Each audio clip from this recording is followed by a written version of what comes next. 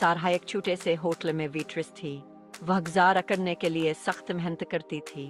जिंदगी आसान नहीं थी और पैसे हमेशा कम पड़ते थे। एक शाम एक बुजुर्ग जोड़ा होटल में आया। उन्होंने एक सादा सा खाना मंगवाया। जब वह खाना खा रहे थे तो सारी हदीक कर मद न कर सकी कि वो कितनी मोहब्बत बांट रहे हैं। उन्होंने अपना खाना खत्म किया और बल मांगा।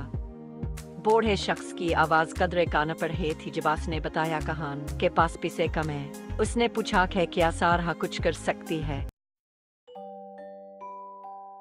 सारा का दिल उन पर आ गया। वो जानती थी कि जद्दोजहद करना क्या होता है। बिला झिझक सारा ने जोड़े से कहा कि इनका खाना होटल की तरफ से मुफ्त है।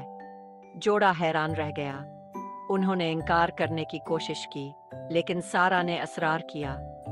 जब सारा ने उनकी आंखों में शुक्रगुजारी देखी तो इस पर गर्मी की लहर दौड़ गई। वो जानती थी कि इसने सही काम किया है। तुमने क्या किया? क्या तुम पागल हो सारा? ऐसे मुफ्त में खाना दे दिया? सारा, मैं समझती हूँ। तुम्हारी मेहरबानी ने मुझे बहुत फख्र महसूस कराया है। इस रात बाद में सारा इस एहसास को झटक नहीं सकी कि कुछ गैर मामूली हुआ है। उसने इतना सादा काम करने से कभी इतनी खुशी महसूस नहीं की थी। अगले दिन सारा की दुनिया उलट गई। इसकी सखावत की खबर जंगल की आग की तरह फैल गई। एक गाहक ने ये कहानी ऑनलाइन शेयर की थी और ये तेजी से वायरल हो गई।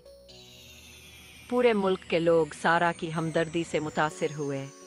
उन्होंने इसकी खुद गर्जी और मेहरबानी की तारीफ की।